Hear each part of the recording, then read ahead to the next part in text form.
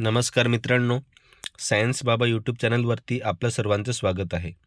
मित्रांनो, खूप दिवसापासून माझी वैयक्तिक कामं आणि 1-2 परीक्षांमुळे मला व्हिडिओ बनवण्याकरिता वेळ मिळत नव्हता. त्याबद्दल क्षमा मागतो.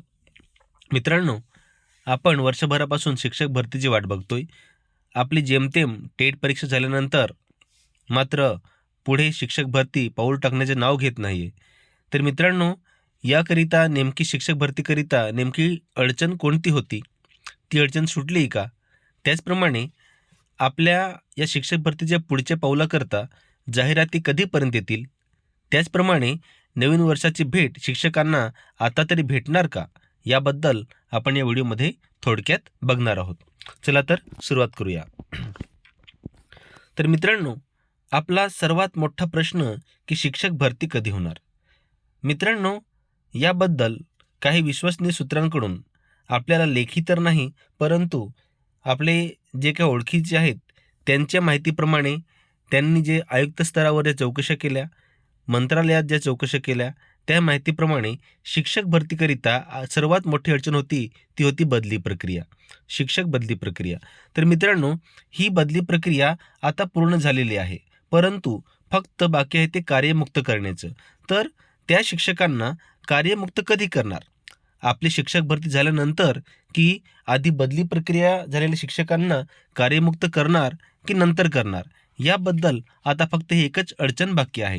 तर मित्रांनो, मला तरी असं वाटतंय की आता बदली प्रक्रिया पूर्ण झाल्यामुळे आता आधी शिक्षक भरती करतील, त्यानंतर ज्या शाळेवर शिक्षक भेटतील त्या ठिकाणी लगेच त्या शिक्षकांना कार्यमुक्त केलं जाईल, किंवा जाहिरातीचे आपले पसंतीक्रम येतील, त्यानंतर शिक्षक बदली प्रक्रिया जी आहे त्यांना एका दिवसात कार्यमुक्त करतील आणि पुढच्या दिवशी आपली नियुक्ती देण्याचं काम सुरू होईल किंवा पूर्ण करून टाकतील, असं एक या ठिकाणी आपल्या सूत्रांकडून कळलेलं आहे. तर मित्रांनो, आपण एकच अपेक्षा करूया की या शिक्षकांना पटकन कार्यमुक्त करावं, जेणेकरून आपली भरती प्रक्रिया सुरू होईल, किंवा आपल्याला पसंतीक्रम लवकर यायला पाहिजे, जेणेकरून ह्या बदली प्रक्रिया संपून जातील आणि आपली शिक्षक भरती लवकर होईल आणि आपल्या बेरोजगार उमेदवारांना लवकरच शिक्षक होण्याचे स्वप्न पूर्ण होईल.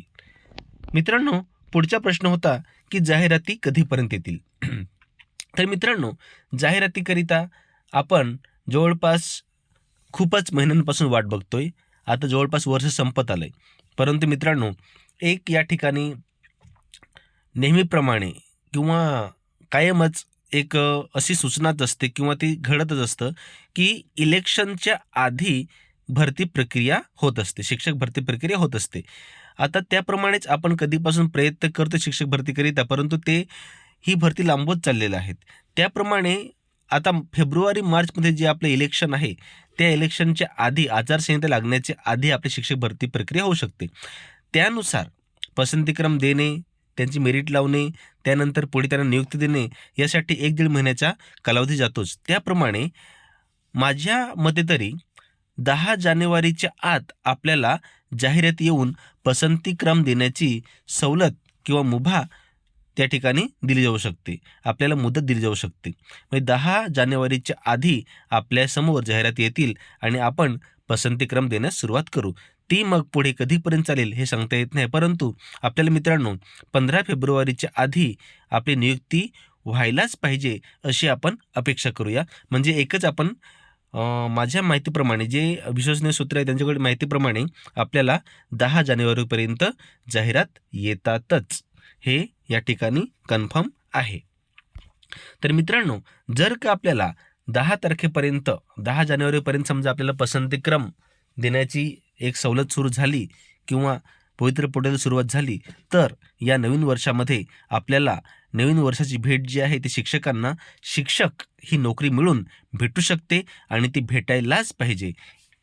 त्याच्यामुळेच जर का शिक्षक भेटले तर आपल्या शाळेची प्रगती होते, समाजाची प्रगती होते, त्या ठिकाणी तालुक्याची, जिल्ह्याची आणि संपूर्ण राज्याची, त्यानंतर आपल्या देशाची प्रगती देखील या शिक्षकांमुळेच घडू शकते, हे आपल्याला माहिती आहे. पण ही जाग शासनाला कधी येईल याबद्दल आपल्याला निश्चितपणे सांगता येत नाही. आणि मित्रांनो, आपण जेव्हा शिक्षक बनणार तेव्हा आपणच हा देश घडवायचा आहे. याबद्दल सर्वांना ऑल द बेस्ट. आणि मित्रांनो, जर का कोणी माझ्या सायन्स बाबा यूट्यूब चॅनलला सबस्क्राईब केलेलं नसेल तर सबस्क्राईब करा आणि माझ्या या व्हिडिओला लाईक करा आणि कमेंट बॉक्समध्ये कमेंट करायला विसरू नका. धन्यवाद.